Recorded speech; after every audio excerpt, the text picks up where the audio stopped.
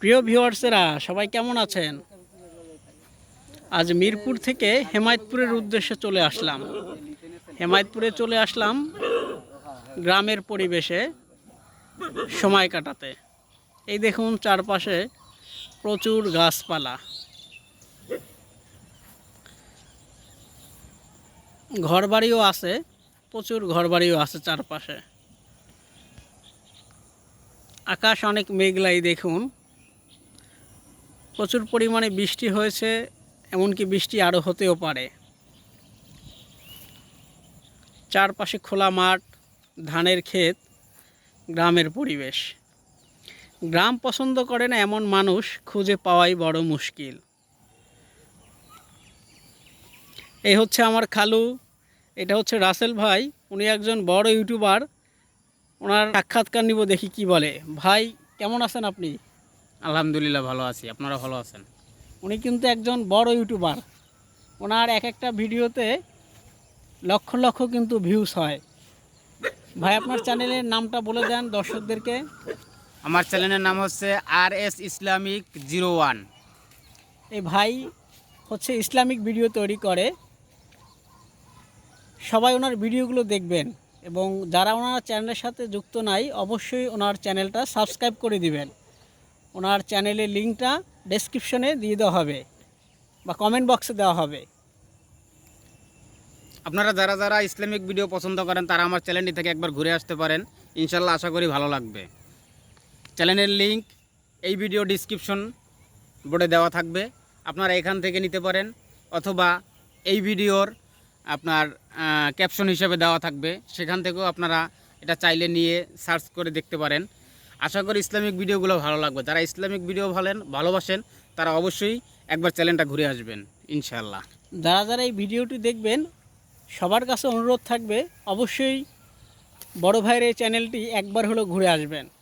এই হচ্ছে আমাদের খালু। খালু, আপনি আমাদের চ্যানেলের বিষয়ে কিছু বলেন, দর্শকদের কিছু বলে দেন। এই চ্যানেলটি খুবই ভালো। ইসলামিক বিষয়ে কথা বলা হয়, নামাজ কালাম সম্পর্কে কথা বলা হয়। আপনারা সবাই এখানে আসবেন, সবাই দেখে যাবেন। খালু কিন্তু 5 ওয়াক্ত নামাজ পড়ে। সকালে ওনার জন্য দোয়া করবেন যেন আল্লাহ তাআলা ওনাকে সুস্থ রাখে, এবং দুনিয়ার বুকে যতদিন আছে যেন আল্লাহ তাআলার জন্য ভালো কাজ করে যেতে পারে। এটা হচ্ছে খালুদের বাসার পেছনের অংশ, পেছনের ক্ষেত। এখন সন্ধ্যা হয়ে গেছে, তারপরেও যতটা পারতেছি আপনাদেরকে ভিডিওর মাধ্যমে দেখানো হবে ইনশাল্লাহ।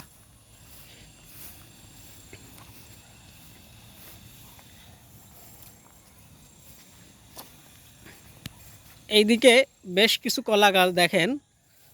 এই কলা গাছগুলো আসলে বালুর ভিতরে চাষ করে হয়েছে। মাটি ছাড়া বালুতেও যে গাছ হয়, এটা আসলে এটার খুব অতুলনীয় একটা ব্যাপার। এই দেখেন বালু, এখানে প্রতিটা গাছই কিন্তু বালুর ভিতরে হয়েছে। এই দেখুন বালু। এখানে আরও কিছু গাছ আছে, ওইদিকে দেখা যাচ্ছে কিছু খেজুর গাছ, কাঁঠাল গাছ, এইদিকে বেশ কিছু আম গাছ। সকল দর্শকদেরকে অনুরোধ করব পুরো ভিডিওটি আপনারা আমাদের সাথে থাকবেন এবং কমেন্ট করে জানাবেন যে ভিডিওটি কেমন হলো। এদিকেও বেশ কিছু কলা গাছ আছে।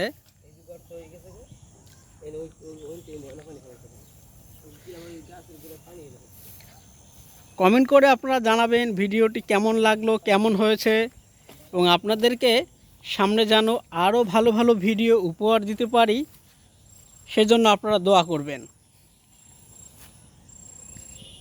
এবং ভিডিওটি যাদের ভালো লাগবে অবশ্যই একটি লাইক করবেন এবং কমেন্ট করে জানাবেন।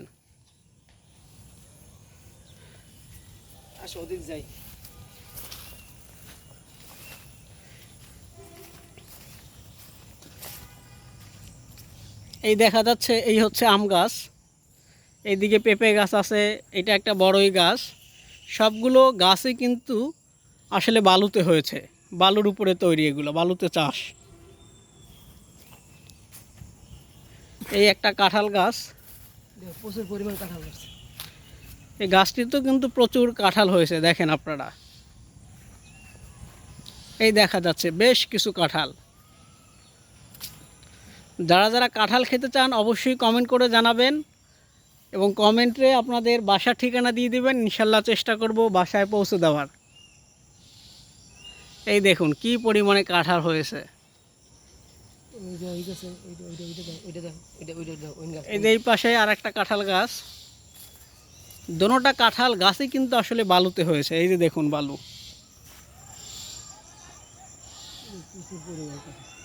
প্রচুর পরিমাণে কাঁঠাল। সন্ধ্যা হয়ে গেছে, নাহলে ভিডিওটা আরও আসলে ক্লিয়ার আসতো। এই একটা খেজুর গাছ, এটা আসলে সৌদি আরবের একটা জাত। এই চারাটা আসলে খুব কষ্ট করে সংগ্রহ করা হয়েছে।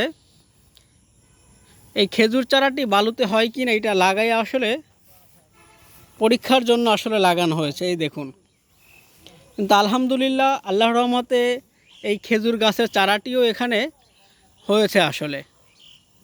এই দেখুন, আপনাদেরকে নিয়ে যাচ্ছি আরও অনেক কিছু দেখানোর জন্য। পুরো ভিডিওটি আপনারা অবশ্যই ভিডিওটির সাথে থাকবেন। এই পাশেই হচ্ছে একটি ক্ষেত।